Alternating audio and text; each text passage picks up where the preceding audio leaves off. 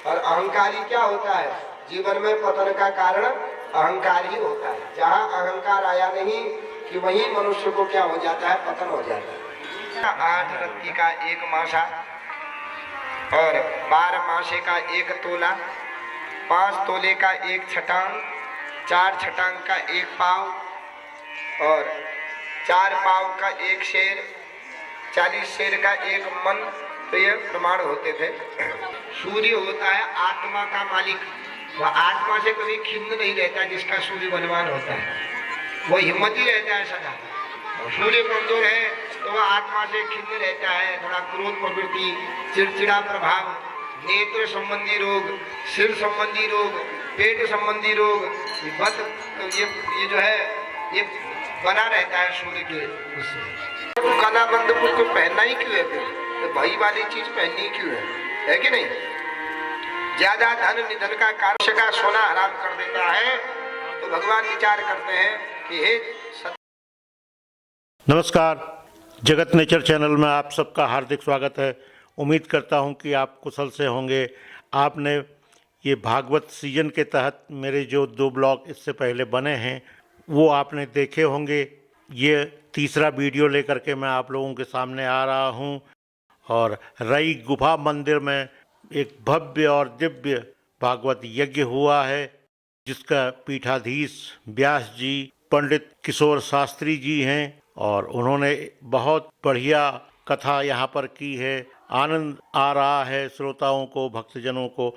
आज के वीडियो में मैं आपको समुद्र मंथन क्यों हुआ इस पर आपका ध्यान केंद्रित करूँगा। कथा बड़े रोचक ढंग से बढ़ रही है और आगे आने वाले वीडियोज में मैं ये भी बताऊंगा श्री कृष्ण जी के कितने विवाह हुए थे, कौन कौन विवाह कैसे हुआ था।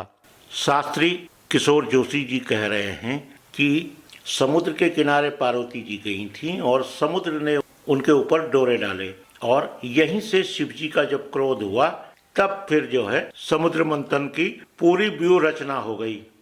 आइए सीधे कथा में चलते हैं। द्वारिका में ही एक सत्राजित नाम का भगवान सूर्य का परम भक्त था। आसीत सत्राजितः सूर्यो भक्तस्य परमः सखा, प्रीतस्तस्मै मणिं प्रादात् सूर्यस्तुष्ट्यः समन्तकम्, शतं बिभ्रन्मणिं कण्ठे विराजमानो यथा रविः, प्रविष्टो द्वारकां राजस् तेजसा नोपलक्षिताः। भगवान सूर्य का परम भक्त था सत्राजित। तो ये सूर्य की आराधना करने लगा। अब सूर्य होते हैं 12, 12 आदित्य कहते हैं। इसलिए जो सूर्य के व्रत करते हैं 12 साल किया जाता है। और जन को पढ़ने में लिमिटेड पूछा इतवार व्रत करने में पूछा महीना के इतवार बार, क्योंकि भगवान सूर्य का बार है रविवार। रविवार का व्रत करने से सूर्य होता है आत्मा का मालिक। वह आत्मा से कभी खिन्न नहीं रहता। जिसका सूर्य बलवान होता है वो हिम्मती रहता है सदा। सूर्य कमजोर है तो वह आत्मा से खिन्न रहता है। थोड़ा क्रोध प्रवृत्ति, चिड़चिड़ा प्रभाव, नेत्र संबंधी रोग, सिर संबंधी रोग, पेट संबंधी रोग, ये जो है ये बना रहता है सूर्य के उससे। इसलिए सूर्य की आराधना यह करता है। तो 12 साल तक इसने जो है द्वारका में समुद्र के किनारे रह करके भगवान सूर्य की जब उपासना की तो 12 साल में भगवान सूर्य प्रकट हुए और इनको एक दिव्य मणि दे दी भगवान ने, जिसका नाम है समंतक मणि। तो ऐसी चमकतेदार वो मणि थी। भगवान ने कहा तूने इतनी मनोयोग से मेरी तपस्या की है, आज मैं प्रकट हो गया हूँ, ले इस मणि को तू ले जा अपने पास। तो कहता महाराज ये मणि की विशेषता क्या है, इस मणि से मैं क्या करूंगा? तब भगवान सूर्य कहते हैं कि मणि की विशेषता कि दिने दिने स्वर्ण भारान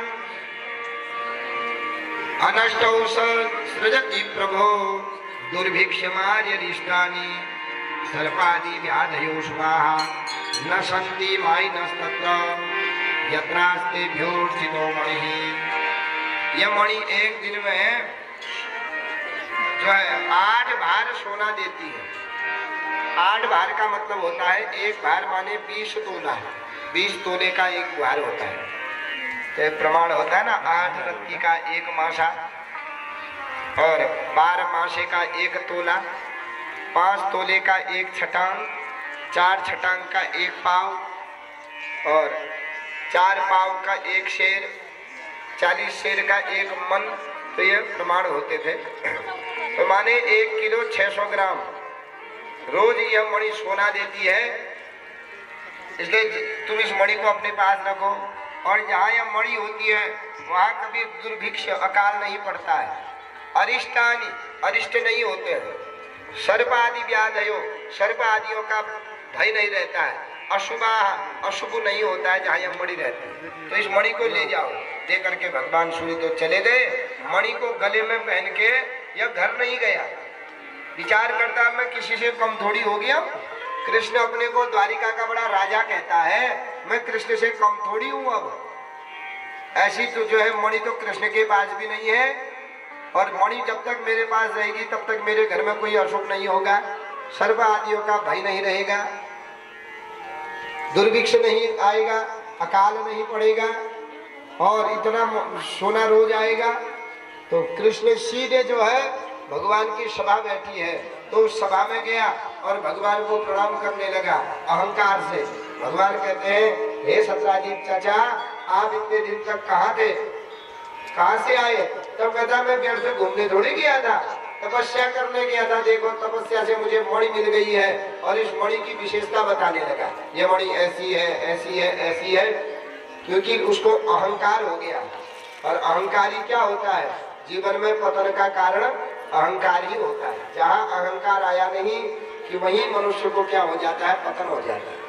एक बार क्या हुआ कि भगवती पार्वती देवताओं और दैत्यों के बीच समुद्र मंथन क्यों हुआ? समुद्र मंथन होने का भी एक कारण है, क्योंकि एक बार जब भगवती पार्वती का विवाह हुआ, तो विवाह के बाद पार्वती स्नान करने के लिए समुद्र में जाने लगी। भगवान शंकर कहते, देवी अकेली स्नान करने मत जाओ, नया नया विवाह हुआ है, मत जाओ। तो नहीं मानी, तो चले गई समुद्र में स्नान करने। और जैसे ही स्नान आदि करके कपड़े बदलने लगी, इतने में समुद्र आ गया। समुद्र जो है पुरुष का रूप धारण करके खड़ा हो गया और कहने लगा, देवी तुम कौन हो, किसकी पुत्री हो, किसके साथ तुम्हारा विवाह हुआ है, अपना परिचय मुझे दो। तो समुद्र को देख के तो पहले पार्वती डर गई, फिर कहने लगी, महाराज मैं हिमांचल राजा की पुत्री हूँ, भगवान शंकर के साथ मेरा विवाह कर दिया है, और मेरा नाम जो है गौरा है, पार्वती है। तो जैसे ही सुना कि विवाह शंकर से हुआ है, तो लोभ देने लगा। धिक्कार हो, तुम्हारे पिता ने उस भिगमंगे के साथ तुम्हारा विवाह क्यों कर दिया? तुम्हारा विवाह तो अच्छे किसी रत्नाकर से होना चाहिए था। उस शंकर का न अपना घर है, न आहार शुद्ध है, न व्यवहार शुद्ध है, कैसे नग्न रहता है, कपड़े देखो उसके, घर है शमशान में। तुम्हारे माता पिता को बिल्कुल भी दया नहीं आई क्या? ऐसे के साथ विवाह कर दिया। देवी अभी भी कुछ नहीं बिगड़ा है, तुम आई हो, मेरे साथ विवाह कर लो। देखो समुद्र लोभ देने लगा, मेरे साथ विवाह कर लो। उस जोगी संग क्या करोगी, जोगी के साथ तुम क्या करोगी, मेरे साथ विवाह कर लो। मैं तुमको सोने से पांव से लेकर सिर तक जो है सोने से मोड़ दूंगा। बड़े बड़े मेरे अंदर रत्न हैं, उन रत्नों से तुमको मैं सजा दूंगा, तुम मेरे साथ विवाह कर लो। देवी जब लोग आते हुए आ रही है, भोले बाबा ने कहा, देवी क्या बात है, तुम इतनी डरी हुई क्यों हो? तो संपूर्ण घटना बताई। महाराज ऐसे ऐसे समुद्र प्रकट हुआ और मुझसे लोभ देने लगा, और कह रहा था मेरे पास इतने रत्न हैं, इतने जो है स्वर्ण आदि है, तो मेरी गंजा मैं तुम्हें जो है सजा के रखूंगा। तब भगवान शंकर को क्रोध आ गया, श्राप दे दिया, तुझे अहंकार तेरे रत्नों का है, या मैं तुझे श्राप देता हूँ, एक दिन तेरे समस्त रत्न जो है तुझसे बाहर निकल जाएंगे। समय आने पर ही देवता और दानवों का जो है समुद्र मंथन हुआ, और रत्नों का घमंड था ना समुद्र को, तो वही 14 रत्न जो थे समुद्र मंथन में निकले, सारा रत्न समुद्र से निकाल दिया, और समुद्र का पानी भी क्या हो गया, खारा हो गया।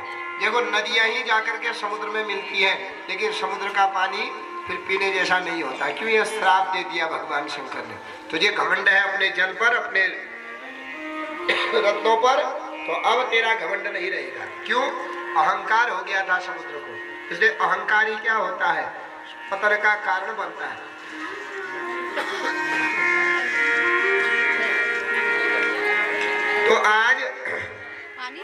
तो आज जब इसको भी अहंकार हो गया, सत्राजित को, पहाड़ में कुनान ने न पाने न पायो, चबा चबा खाई। कभी देखा नहीं था मणि क्या होती है, स्वर्ण क्या होता है। अरे मणि मिल गई तो अपने घर जा, तो भगवान के घर में क्यों गया? तो भगवान को जो विशेषता बताई, भगवान विचार करते हैं ज्यादा स्वर्ण, ज्यादा धन और ज्यादा बहुमूल्य चीज क्या होती है? निधन का कारण बनता है। होगा कि नहीं? माया उसमें ज्यादा लगेगी। घर में जाकर के उसके भैया ने देखा सत्राजित सोया है। सत्राजित का छोटा भैया प्रसेनजित उस मणि को पहन करके वन में गया शिकार खेलने। किसी सिंह ने सत्राजित को, प्रसेनजित को मार करके मणि अपने मुख में ले जा करके जा रहा है। तो एक गुफा है, गुफा के अंदर रहता है भालू, जाम भगवान नाम का भालू, अपनी पत्नी और पुत्र के साथ। अब जैसे ही वह सिंह उस गुफा से आगे को गया, तो मणि में उस मणि से उस गुफा में पूरा उजाला हुआ। तो भालू बाहर आया कि आज इतनी चमकदार चीज कौन ले गया? देखा कि कोई सिंह जा रहा है, उसके मुख में चमकने वाली चीज है, अगर ये वस्तु मेरे पास आ जाए तो मेरी गुफा में सदा उजाला ही उजाला हो जाएगा। तो उसने सिंह को मार करके वो मणि ला करके अपने गुफा में रख दी। एक छोटी पुत्री है उसकी, जिसका नाम है जाम्बवती। तो मणि को देख करके इतनी मोहित हो गई, बार बार गेंदे जैसी है, खेल रही है, इतनी चमक रही है, तो आश्चर्यचकित हो गई। कहा पिताजी ये मुझे दे दो, मुझे दे दो। तो कहा ठीक है बेटी, आज से तेरी हुई, जहाँ तेरा विवाह करूंगा ये उसी को दे दूंगा दहेज में। तो यहाँ वो जाम्बवान ने वो मणि लेकर के अपनी पुत्री को दे दी। प्रसेनजित जब घर नहीं आया, सत्राजित को शक हो गया। उस दिन कृष्ण मुझसे मणि मांग रहा था, लेकिन मैंने मणि उसको नहीं दी। तो इसका मतलब क्या है कि आज कृष्ण ने मेरे भैया को मार करके मणि दे दी होगी। उम्मीद करता हूँ भक्तजनों ये आपको वीडियो बहुत अच्छा लगा होगा, इसका रसास्वादन आपने लिया होगा। व्यास जी, शास्त्री किशोर जोशी जी की आवाज़ में, उनके मुखार बिंदु से आपने जो ये भागवत कथा सुनी है, ये बहुत ही दिव्य और भव्य हुई है। इसमें दूर दूर से लोग रसपान करने आए हैं। आप भी वीडियो के माध्यम से रसास्वादित होइए। और अगर आपको ये वीडियो, ये सीरीज जो मैंने सीजन भागवत के नाम से बनाई है, ये अगर आपको पसंद आई हो तो कृपया इसे लाइक करें, शेयर करें। और जिन भी व्यूअर्स ने अब तक जगत नेचर चैनल को सब्सक्राइब नहीं किया है, कृपया सब्सक्राइब कर लें। इन्हीं शब्दों के साथ आपसे विदा लेता हूँ। बहुत बहुत धन्यवाद। नमस्कार।